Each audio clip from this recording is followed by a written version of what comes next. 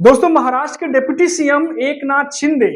क्या नया समीकरण तैयार करने जा रहे हैं? जी हां, हाल ही में उन्होंने कुछ ऐसी मीटिंग्स की हैं जिसके बाद सियासी सुगबुगाहट तेज हो गई है। उन्होंने हाल ही में मनसे प्रमुख राज ठाकरे से उनके घर पर जाकर मुलाकात की और स्नेह भोज भी किया साथ में, जिसके बाद तस्वीरें सोशल मीडिया पर आई और महाराष्ट्र की सियासत जाहिर तौर पर गरमानी थी और गरमाई। आखिर क्यों इस खबर से इतनी आग लगी हुई है? आखिर क्यों एकनाथ शिंदे की मुलाकात राज ठाकरे से जिन्होंने की है, इसके बाद नेताओं के कान जो है वो खड़े हो गए हैं। डिटेल से आपको बताता हूँ। नमस्कार दोस्तों, मेरा नाम है मनीष कुमार सिंह और आप देख रहे हैं 4 PM महाराष्ट्र। दोस्तों, एकनाथ शिंदे और राज ठाकरे ये दोनों आमतौर पर तो मुलाकात ऐसा नहीं है कि पहली बार मिले हों, इससे पहले भी मिले थे, लेकिन ये मुलाकात खास मानी जा रही है। खास इसीलिए क्योंकि आपको याद होगा दोस्तों कि लोकसभा चुनाव जब महाराष्ट्र में हुए थे और विधानसभा चुनाव जब हुए थे, तो उस समय माहिम में अमित ठाकरे खड़े थे। राज ठाकरे के बेटे अमित ठाकरे माहिम से खड़े थे और उनके सामने कैंडिडेट एकनाथ शिंदे ने उतारा था। बीजेपी ने कई बार कहा कि एकनाथ शिंदे अपने प्रत्याशी को वहां से हटा लें, लेकिन एकनाथ शिंदे नहीं माने।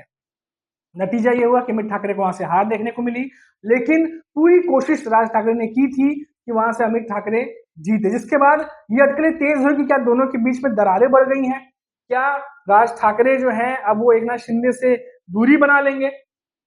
लगातार इस पर चर्चा चलती रही, लेकिन एकनाथ शिंदे और राज ठाकरे दोनों की विचारधारा एक जैसी है। और क्योंकि पहले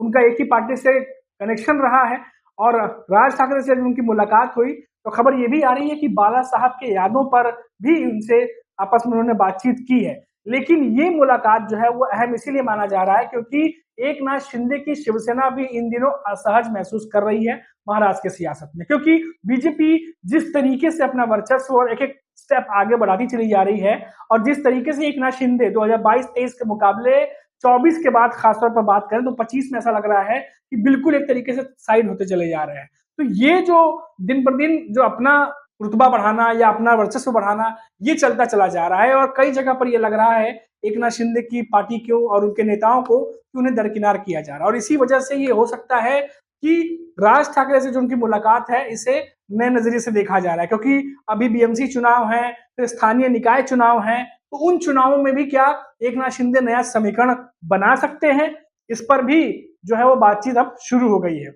और एक दोस्तों कारण देखिए कि जो राज ठाकरे हैं और जो एकनाथ शिंदे हैं, इन दोनों ही नेताओं की पार्टी है और उन पार्टियों की बात करें अगर अजीत पवार की एनसीपी से तो नहीं बनती है। आपको याद होगा कि एकनाथ शिंदे की जो शिवसेना उनके नेता भी रह रहकर अजीत पवार की एनसीपी के खिलाफ बात करते रहते हैं। कई बार दोनों के बीच में दूरियां देखने को मिलती है, हालांकि नाम के लिए वो महायुति गठबंधन में है, पर दोनों ही पार्टियों के बीच अक्सर खींचतान देखने को मिलती है। और कुछ दिनों पहले ही आपको याद होगा कि राज ठाकरे ने भी एक संबोधन दिया था और उन संबोधन में उन्होंने कहा था कि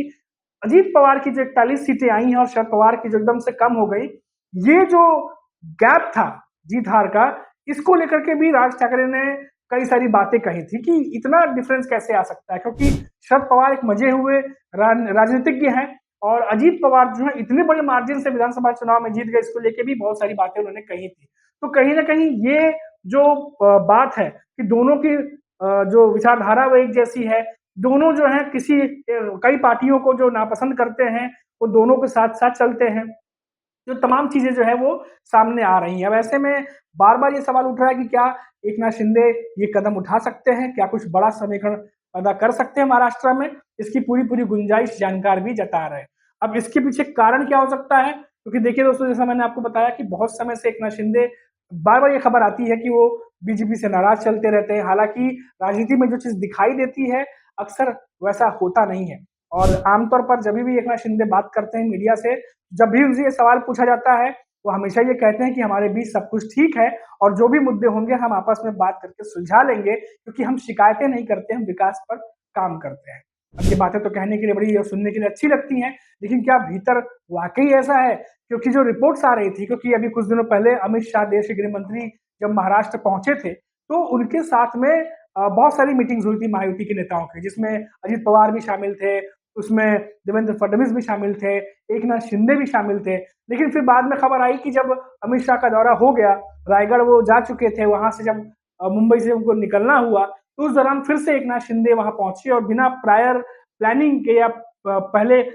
मीटिंग फिक्स नहीं थी, लेकिन अचानक उन्होंने अमित शाह के साथ मीटिंग की और ये खबर आई कि जो कुछ भी महाराष्ट्र में चल रहा है उसको लेकर के उन्होंने अमित शाह से अपनी बातें सामने रखी हैं। शिकायत समझ लीजिए, कंप्लेंट समझ लीजिए या फिर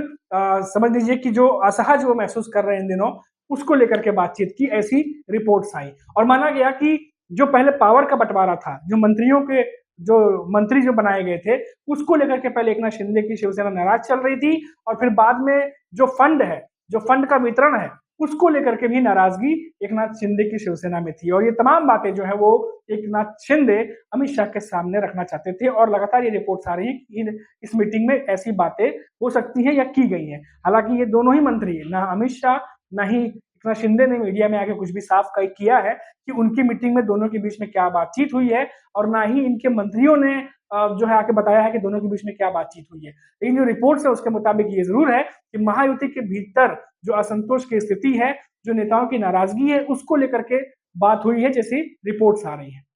और इसीलिए ऐसे समय में जब इतनी सारी चीजें घट रही हैं, तो ऐसे समय में एकनाथ शिंदे का राज ठाकरे के घर जाना, वहाँ स्नेह भोज करना, साथ में तस्वीरें जो है वो सोशल मीडिया पे आना, ये अपने आप में जो है वो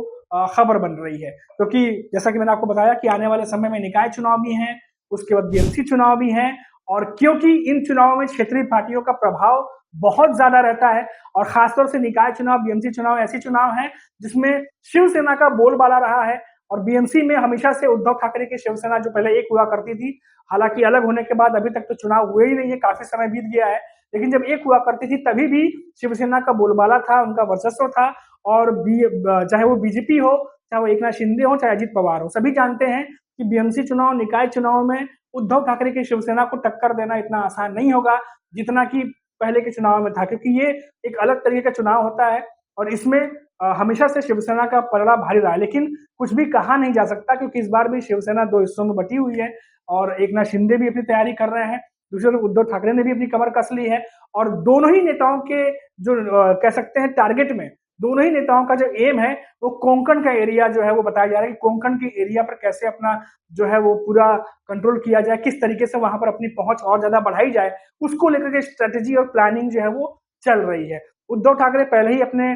मतुश्री पर जो कोंकण के कार्यकर्ता या नेता उनके साथ मीटिंग कर चुके हैं, ऐसी खबर आई थी और अब राज ठाकरे से मुलाकात के बाद जानकार भी ये कह रहे हैं कि कोंकण का जो एरिया है वहां पर अपना ताकत को और बढ़ाने के लिए एकनाथ शिंदे राज ठाकरे के साथ आने वाले दिनों में काम कर सकते हैं। तो अब देखना दिलचस्प होगा कि ये सिर्फ स्नेह भोज था, एक आम मुलाकात थी या वाकई में दोनों राजनीतिज्ञ, क्योंकि बड़े राजनीतिज्ञ हैं दोनों महाराष्ट्र की राजनीति में, क्या कुछ और नए प्लान के साथ, स्ट्रेटेजी के साथ ये आएंगे, देखना दिलचस्प होगा। अभी के लिए इतना ही, आप देखते रहिए 4PM महाराष्ट्र। नमस्कार।